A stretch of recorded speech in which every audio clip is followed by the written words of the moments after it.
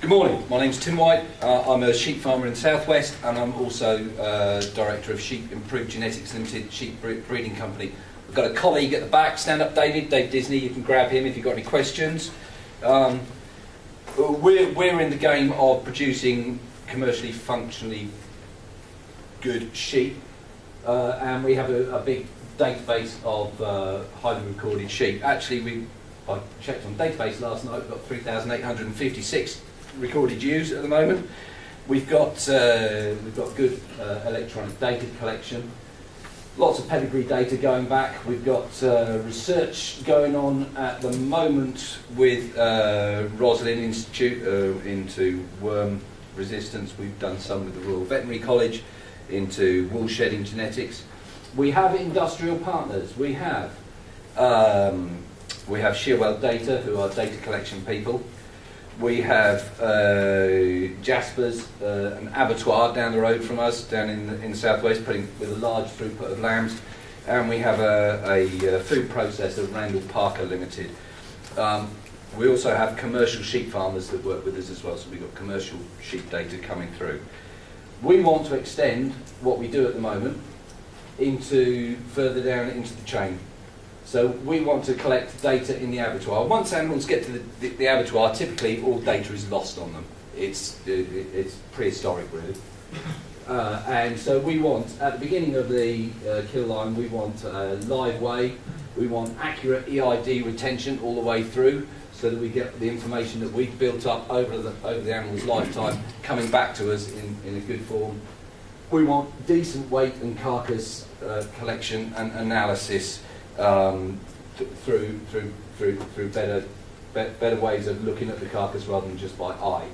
So, and for this, we need an analytic partner. We weigh lots of animals all the way through life, more times than are required for present analysis. So we want to put that into our analysis. The other thing we'd like to do is at lambing time, where we gather a lot of information. We're out in the field tagging lambs, and it leads to a lot of mismothering. So we lose linkage between animals. We want to do this. We want to change this to geographic parentage association, which means putting EID readers in the field and correlating when the animals go through as to who belongs to who. So we want to put all these together. We need partners to help us do this. We've got quite a few industry partners, but we desperately need analytic partners to help us do this. So if anybody can help us, come and see us. Good afternoon. I just want to introduce the Moredun group to those of you who are not familiar with us. I've got a couple of slides. We are a group of companies based about 10 miles from here in a very snowy part of the country at the moment. We're a private-public partnership, and we're focused on research into the infectious diseases of livestock. Within the group, we have several companies. Principally, we have a research institute, which works across a number of domains: bacteriology, virology, parasitology. We work with all species of livestock, and we also do some equine work. Also within the group, we have a contract research and testing company, Moredun Scientific. We work a lot with animal health companies that are looking to do testing work on vaccines and improved therapeutics. The facilities and capabilities that we have are outlined here. We have containment facilities to work with pathogens that require up to category 3 containment. We have laboratories that can work with pathogens at this level. We also have on-site farms where we can do more field-based studies. We have an animal disease surveillance capability as well. Another part which is important as you get down the line with some developments is the quality systems that we have in place. We can work to good laboratory practice and also GMP where required. Another part of our group is that our parent company is a charity, and it's a member-based charity. Our members are farmers and vets from across the UK. We have about 10,000 members, so we have an enhanced network, if you like, of end users of a lot of technology.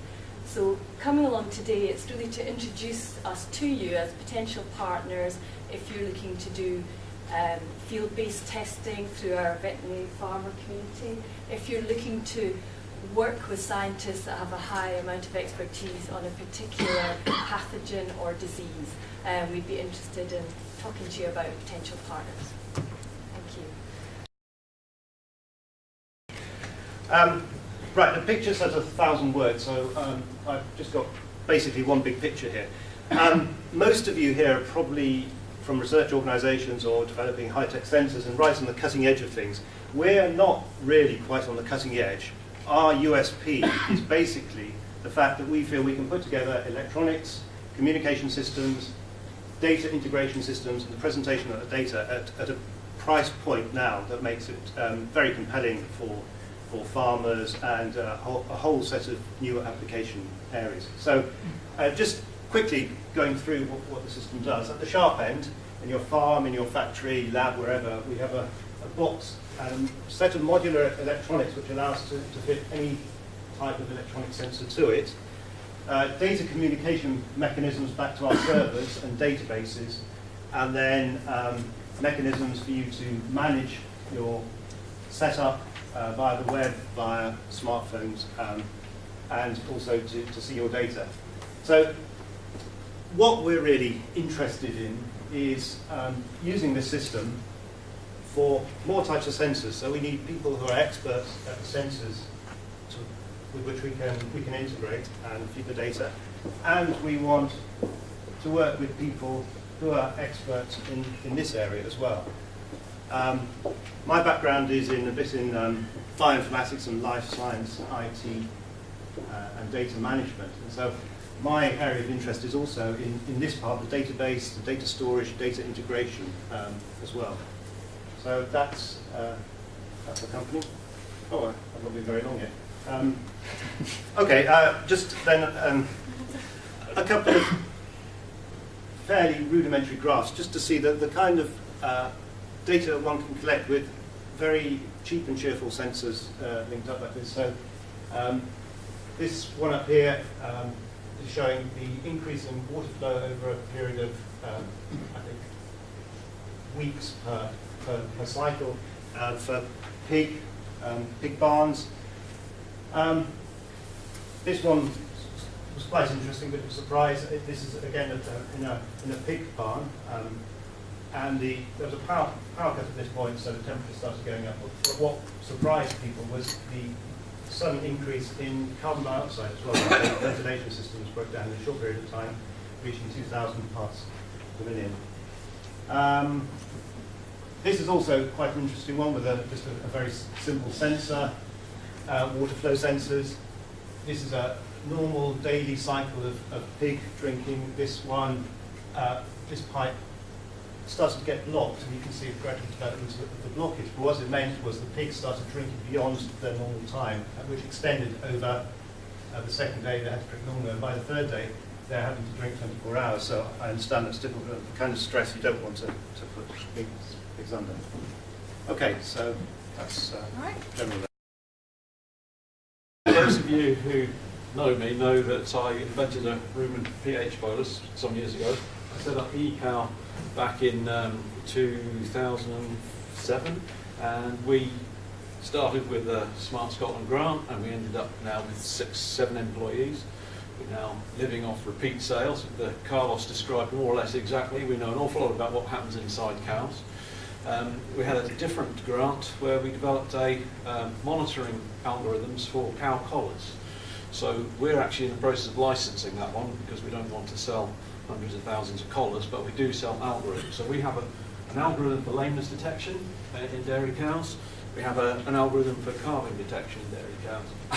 So watch this space for the commercialisation, but from the research point of view, there's an awful lot more we can do just with the 3-axis acceleration and dynamic monitoring that we've done.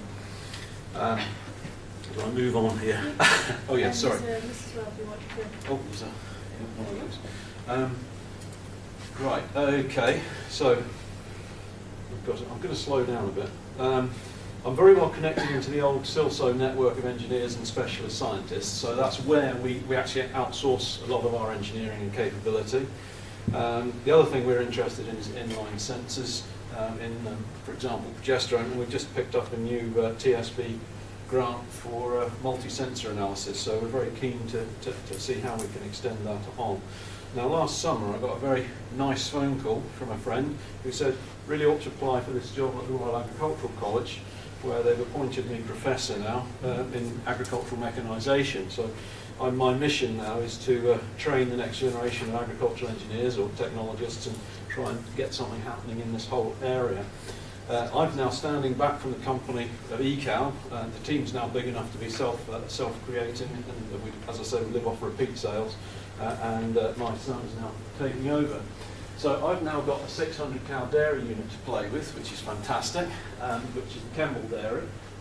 We've also got a lot of laboratories into space, outdoor pigs, organic sheep, and over 200 hectares of arable land. And having spent the past 25 years of my research career, ever since I invented, or with others, we invented robot milking, we've moved on now. I want to start looking at the arable side of things. There's a lot of problems, so I know this is the wrong meeting for that, but I thought I might as well say it. So I'm interested in dairy cows, obviously, but I'm interested also in looking at issues to do with soil management, where I think we're not doing enough to retain our nutrient balances, and we're losing an awful lot of soil down drains and so forth. So I think there's an awful lot we could be doing in that area. So I'm keen to look at projects, both as ECAL can lead projects. We've got a good track record now of setting up and running projects with academics, but also as an academic partner with the facilities of the Royal Agricultural, shortly to become university. Thank you very much. When you heard about that competition, that was a project we were interested in, doing automated weighing of our ducks. My name is Tobias Blei. I work for Sherry Valley Farm. Who are we? I work for Sherry Valley Farms. It's a company that was established in 1959, produced the first oven-ready duck, and short after that, selective breeding started. We have breeding and R&D centers in the UK and in China. China is the biggest market for Pekin duck, so it makes sense that we're also there. So we are an English company. We are the dominant supplier of breeding stocks in China, Southeast Asia, Europe, and Australasia. The annual turnover of the company is about £50 million. Actually, my colleague was supposed to be here today, not me, but now I will do the presentation. What are we doing? We are a primary breeder, so as it has been told before, feed efficiency is very important. So we are selecting for feed conversion. We have feeding stations, so an automated system that we can record feed intake. Mike Coffey and I run Edinburgh Genetic Evaluation Services, and I've been trying to sort of find something that hasn't already been said. Basically, we're a consumer of phenotypes. We use phenotypes. This is what we do. We use phenotypes and we produce breeding values for farmers to use. We deal in a number of different species, cows, beef, sheep, goats, and a bit of fish, and we do a bit of dogs as well. So essentially, if we need to change animals genetically, we produce breeding values for people to use to choose the appropriate animals for the appropriate systems. So what do we want? As I said, we turn phenotypes into EBVs and we change animals, good, bad, or indifferently, but that's what we do. So we're currently interested in alternative sources of cheap and high quality phenotypes. And we're currently working with abattoirs to get information that previously has been unused from visual image analysis machines, which you saw some pictures of this morning. Dave showed you how they are. We're very interested in using CT scanning to generate high quality phenotypes.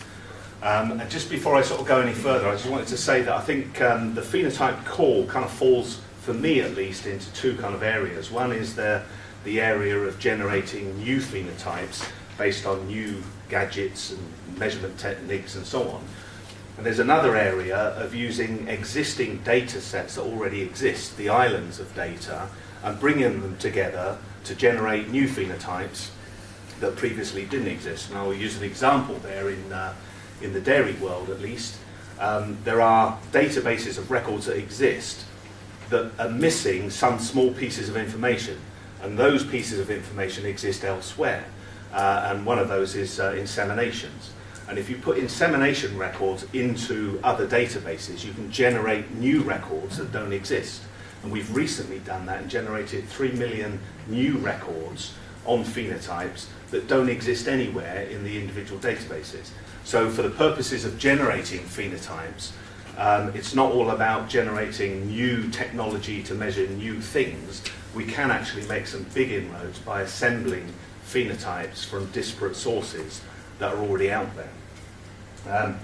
Another example of that is foot trimmer data. Lameness is a big problem in dairy cattle in the UK, and we've struggled for many years to generate phenotypes from records in the field. But many dairy cows have their feet trimmed regularly, and those data go into a database that's never been accessed or analysed previously.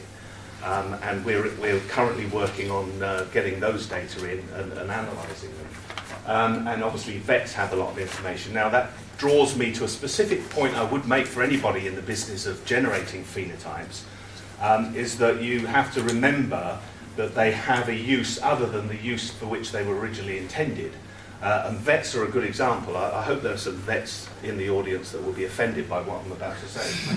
But recording that I went to farm A and saw cow 1 on this date is insufficient. That's as good as useless. Animals are identified individually, most animals, and if you want to use the phenotypes in a meaningful way in the future, you must ensure that the systems that you develop have the mechanisms to make them usable across a wide range of situations. We've seen all of those other ones there. As I say, it's already been said by many other people about remote sensing of phenotypes, which seems to be the kind of preferred way forward for gathering of phenotypes, because I think probably farmers are exhausted in the way that we ask them to record things. It's not very fruitful to ask farmers to record new things by hand, which is the old way of doing it. And so I think phenotypes remotely sensed or gathered from existing data sources is the way to go. Because as we all know, in the age of the genotype, it's the phenotype that is king. I thank you. Firstly, Montford Ag. The grassometer basically is a device, and this is a prototype. On the next slide you'll see a shell of the final thing, but basically it's an ultrasound device with an accelerometer that can measure grass height. It's a it's a device that can actually take a multiple number of sensors, so in terms of measuring moisture or measuring pH in the future we'll be able to do that, but at the moment we're concentrating on developing the product to measure grass height. Basically the information comes from the device to the mobile phone. You basically click on Google Maps and make an area on there, which then forms when you've joined it up, and you press start and you walk around the paddock. You move to another paddock and do the same thing, and then you start generating this grass wedge. The nice thing about this is that data all then goes to the internet, so to the cloud, and that information can be shared with your neighbours, shared with vets, shared with your milk group, etc. Yes, that's enough on that. So that's what the prototype device looks like, and it has a photographic camera type mounting which will accept a number of different sensors. So at the moment it has a sensor that sits on there that's an ultrasound sensor. Where we are in terms of capability is we've got the person who's designed the main thing is an ex-Apple designer, We have a number of people involved in doing the cloud computing with a lot of big data capability there. And we have access to multiple sensors. What we're looking for is partners who can work with us in terms of integrating location data, weather data, farm data in terms of fertiliser usage, pasture type, etc. And that's probably partners who are working in grass and environmental modelling fields. We already have an innovation voucher with SRUC at the moment, and this will follow on. Hopefully, if a project is successful, we'll follow on from that. So that's that. And I should be on the next one. Next hat. I have a consultant in Rattle Row Farms, so we're jumping from grass to pigs. Again, actually, an interest in ultrasound, which is a bit of a coincidence and not intended in any way at all. Rattle Row are a fairly significant pig breeding company, but I suspect for most of the audience here are very much below the radar. They're based in East Anglia at Stradbroke. They probably have the largest populations of breeding pigs in the UK at the moment in terms of genetic programme. They've got some of the probably most advanced AI studs in the UK at the moment, where it's all temperature and air filtered, total control of what's going on, and a number of different farms. There's a smallish technical team, but the Rattle Row purchased Sager's hybrid a number of years ago, so the team that's based over in Belgium is also part of Rattle Row, but still trades under the Seegers name. So there's various consortium over in Belgium that are involved with. Nadine Boys, who many of you will know, works for Gentech, which is also involved in under that umbrella. So it's a fairly, well, it's a similar size to many other of the breeding companies around. There are obviously some larger ones as well. What we're looking at is trying to make some improvements to the ultrasound machines that we still routinely use. So we have staff, facilities, equipment and animals available, and really we're looking for partners to be involved in improvements that we can make to ultrasound measurement machines. Now, John has gone earlier on, but one of the partners who we're closely working with is BCF, who are based here in Edinburgh at Livingston. But there'll be, so that we've got Rattle Row on the animal side, there's BCF in terms of the hardware development, but we're looking for some people to work with us in terms of algorithm development and also calibrating things probably with CT scanners. One area of interest is in intramuscular fat, so marbling fat, but we have a number of other ideas that we're interested in using the ultrasound machine for. So anybody who's interested in that area will be interested to talk about. Thank you. Smith, I'm offended by Mike because I'm a vet, but I'll take that good out. I've been offended before. Just to look through the facilities that we have at the vet school and also the wider university. We're interested in animal health and welfare. We run a clinical practice. We obviously have a vet school. We have farms. So we're interested in anything from physiology. My background was originally neuroendocrinology, but I'm a clinical working vet. I would be on call tonight if I wasn't up here. Up along to epidemiological modelling, and we have National Zoonosis Research Centre. We have wide capabilities within the university for anything from microscale mass spectrometry to medical people who are looking at gastrointestinal disease and inhaled gas monitoring as a predictor of that. So there's a lot of capabilities within the university if people are interested. We have a high-yielding dairy farm on site, and we also have a beef and sheep farm as well. That is now has got pervasive Wi-Fi coverage over both units and 1 gigabit fibre. So if anybody was interested in doing anything which involved actually real-time monitoring your data streams, so you could then analyse them and alter things, you can get back onto the farms with that amount of bandwidth. As I say, we have a clinical veterinary practice. One of the issues is Mike rightly said, is actually the disease phenotype and making sure that the case definitions are correct, and actually going for national databases or picking from different veterinary practices. You have to be very careful about the definition of what a different lameness lesion is, or what endometritis is, etc. And we run postgraduate courses for vets, including a master's level course in reproduction, which involves a dissertation and statistical training. So we have a network of vets out in commercial practice who have research training, and some people in this audience, academics, actually train on that, teach on that course. So we know vets who are aware of research methods and hopefully can produce good quality data streams for partners. We have experience in KTPs, stock awards, from working with Tesco's to working with part-time one-man bands. So we're involved all the way along the supply chain for milk. I say we do work with Tesco's as part of their Tesco's Dairy Centre of Excellence. We work with BOC and Paul's, who are the largest UK feed manufacturers as well. So we have a dairy farm very close to our veterinary school campus, and that's 10 miles from the main university campus. I say they're all fibre optically networked together.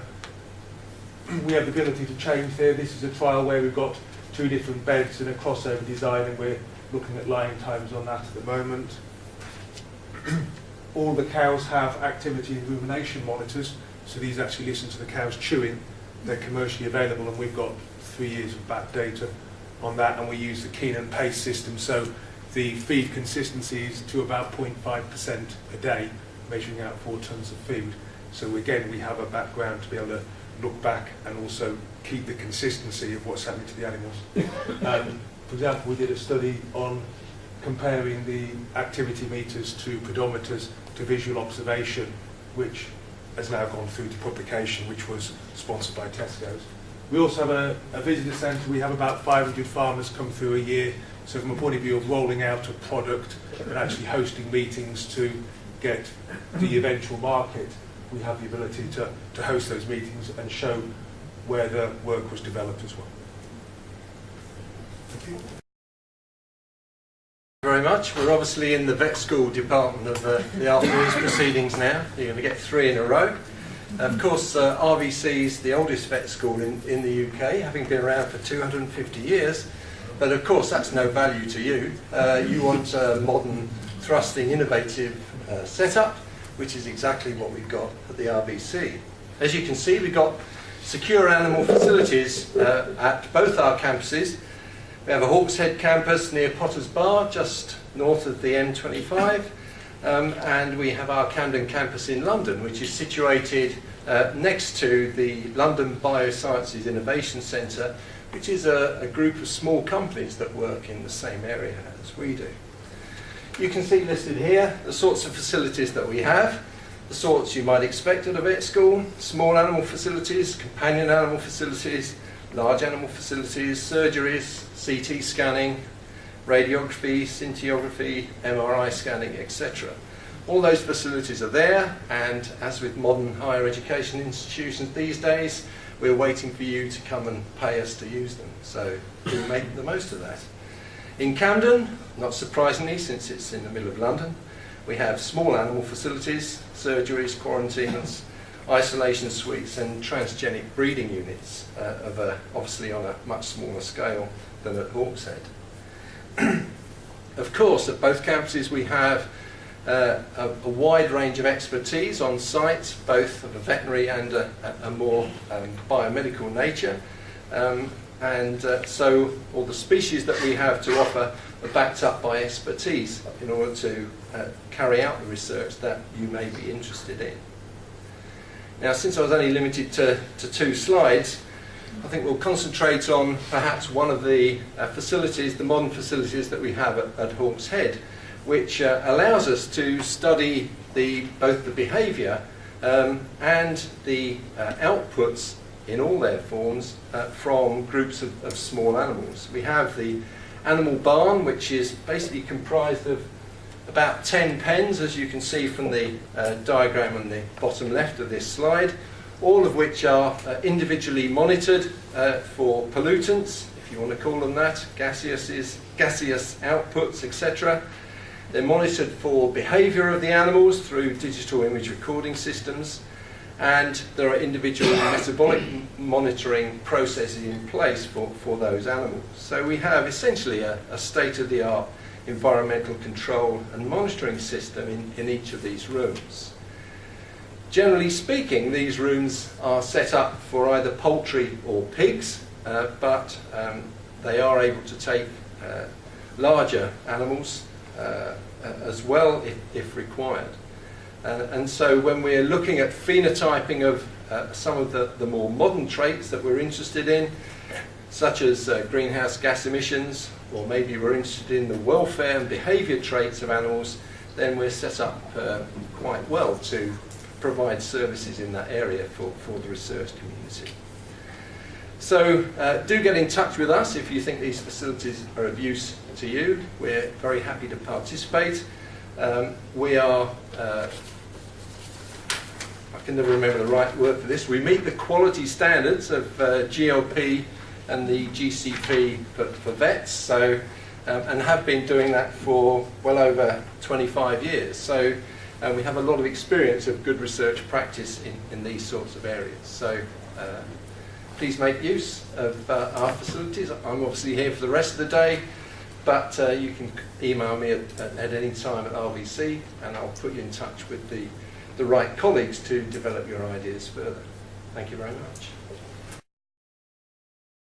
From the University of Bristol, but I'm not really going to talk about what's at Bristol, quite similar to London and Liverpool. I'm actually going to come to you with an idea that we're just hoping to progress a little bit. So I'm specifically going to talk to you about a serious disease endemic in beef and dairy cattle in the UK. And this is a problem affecting young cattle on every farm. So cattle have inefficient lungs, and when stressed are susceptible to pneumonia.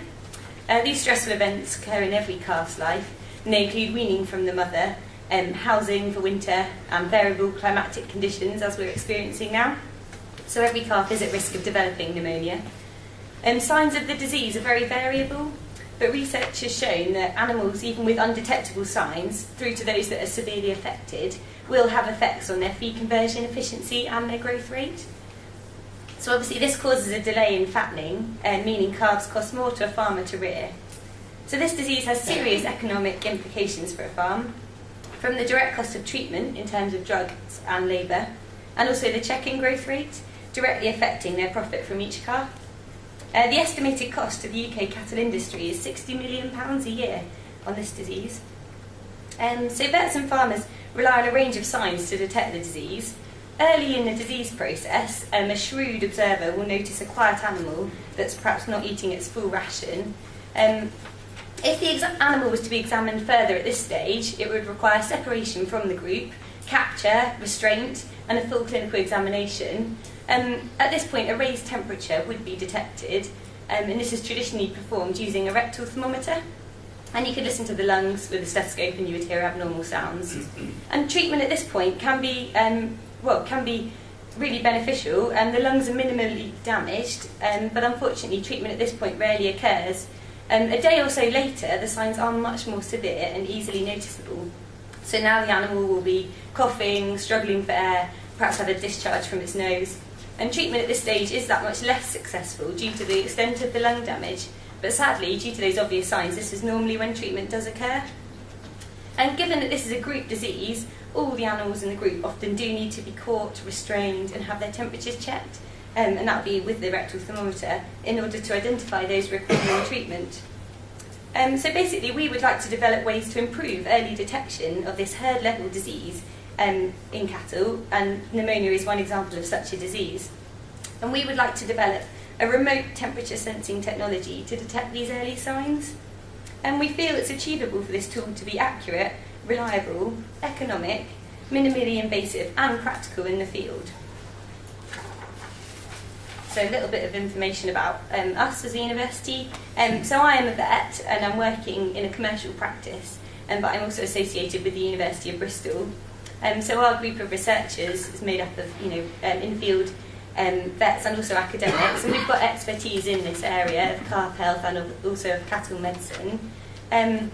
We're teamed up with, well, we've got a university farm on site, we work with farms in the area, and also we have other research facilities that we're linked with where this trial work would be possible, and we're looking to do some sort of testing and validation of any product. And so really what we're looking for is some technical expertise to help us develop the technology side of this project. And I've got a little statement of our aims on the end there. So together I hope we'll develop a novel method for automated monitoring of calves to allow early detection and treatment of disease. And whether it comes through this project or whether it's something we could work on in another ways, I'd really be interested to hear from anyone who thinks they could be involved in this area. Thank you.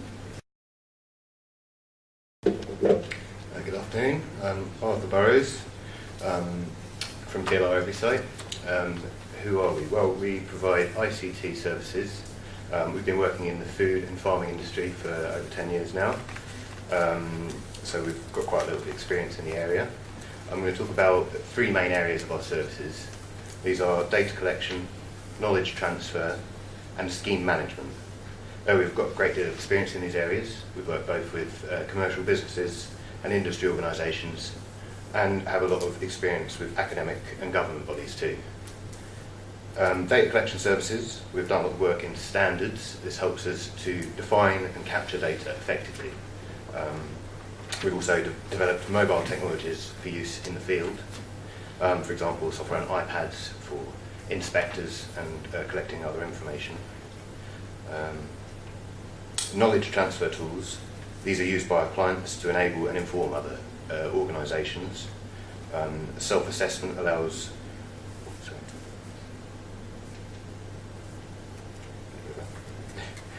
self-assessment allows organisations to review and improve their own practices independently, and guidance libraries are used to deliver information about best practice.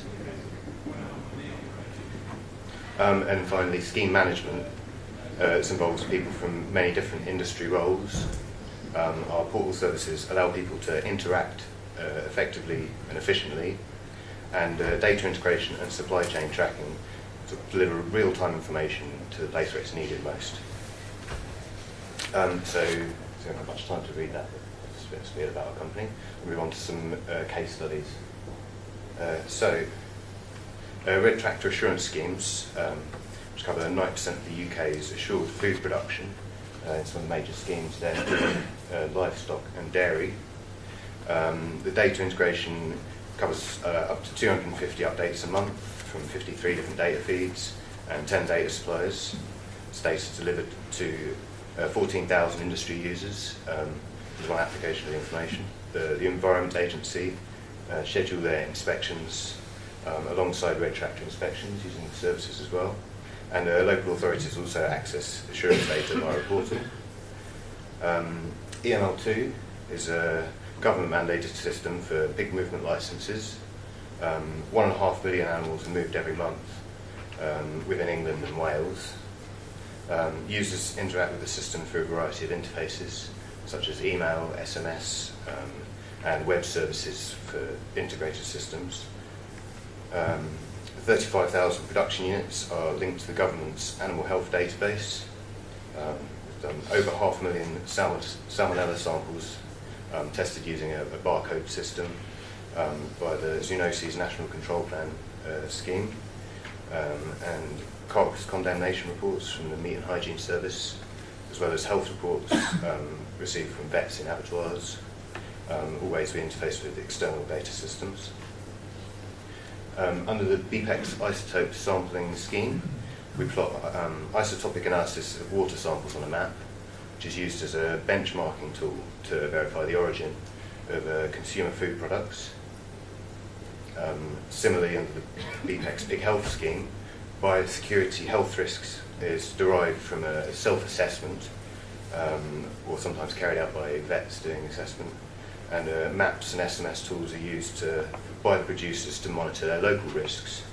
The leaf audit is part of the leaf mark whole farm scheme. Is for producers adopting integrated farm management. Self-assessment tools available for business profiling and users are able to benchmark themselves against other producers.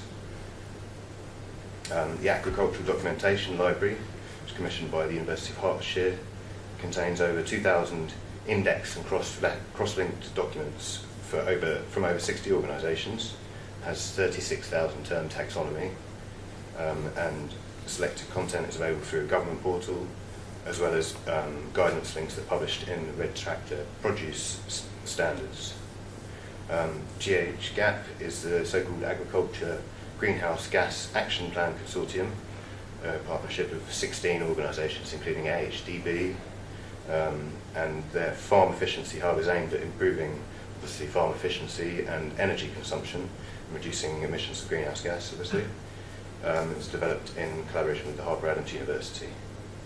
And most recently, we're about to engage in some work with a European consortium of SMEs and research institutes utilising our mobile technologies for the development of sheep ear tag radio identifiers and similar systems. So these are just some examples of the sort of work we do with some of the companies and organisations similar to yourselves, and how we can apply our technologies with our experience to help you achieve useful results and hopefully convert what you do at the earlier stages into something useful as a business product, something that can make kind of drive a business model and justify the actual work and deliver it to the people in the field, people in the industry who are there to benefit from it. Thank you for your time and attention. Who actually mic upsets usually, that's usually our process. That's quite a large group of people, so it's fine. To paraphrase those great 20th century philosophers, Barana Rama, it's not just fact what they do, it's the way they do it, sort of thing. Resources, well, SAC used to have quite a lot of research farms. SRUC has actually got a few more resources, but we've actually got a really tremendous range of both facilities, animals, as we go through, from poultry, dairy cattle, pigs that are not up here. I'm personally involved in over 300 breeding cows, finishing cattle to match that, and over 3,000 sheep of different breeds and genotypes, but also across a range of different systems. We've also got great, extensive, but also more intensive resources inside, including 50% of the UK's large animal cattle-based respirometer methane measuring facilities. With 6 chambers, we've got 50% of that. And we've got fairly good facility for measuring feed intake in cattle. So that's something that we've got. Clearly, we've got land, we've got animals, we've got a range of people with a long track record and capability in doing things with them, which is where we move on to next. In essence, it's actually just not doing the standard things, but putting things together. So where are we at? We really got a long tradition in measuring things across a range of things, both the standard weighing and feed them and weigh them, but obviously all the range of sensor-based data, etc. We clearly had a long track record now of developing some of those works with a range of people to actually, what do they mean? So clearly again an issue there, and a really example of that. So this again gives you an example of sort of some we've got. I mean, in that camel picture above, we've got colleagues who've been working with RFID tags and high frequency tags. That animal there is measuring methane from a sulfhexafluoride thing. It's got a combined GPS and the animal sensor to combine, and from that clearly we can work out more of what the animals are eating, as well as we're obviously we're measuring intake through an alkane approaches. So putting all those things together and understanding what they do is part of what we can do. And again, an example down here working with industry in developing other devices, something we can do. So we can pull things together, aim to understand them, and all those things. Sorry, we're working with quite a lot of people in the room already, I know that, and basically, if you're not already, maybe you should be. Thank you very much.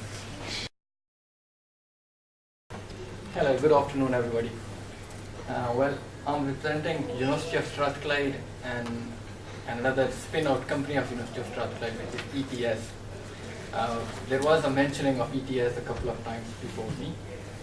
And right, okay, so ETS, we have one product being commercialized and it's in the market, which is branded as Silent Herdsman, and it's for Easter detection in dairy cows. This Silent Herdsman, it consists of a cow collar and sort of communication infrastructure, which includes the base stations, and then that is connected to, over the internet and the mobile phone. What it does actually, it sends the alerts of Easter detection to farm managers, and it is based on embedded systems and some sophisticated signal processing techniques, and which is actually built into this collar, the small collar which is actually around the cow. And we have two teams, two research and development teams, one at University of Strathclyde, another at ETS. Both teams we work very closely together, and at University of Strathclyde we have a good team with expertise in artificial intelligence algorithm development, especially for detection of animal behavior based on the data from this collar, which is actually activity data coming through a radio link from that collar. And then we have a number of sensor technologies for different sectors, specifically here for animal and agriculture sector. And then at ETS we have a procedure and a good system for product design and development, another team of engineers and scientists to improve this product. At the moment we are working to improve this silent herdsman to include some more features for animal behavior monitoring.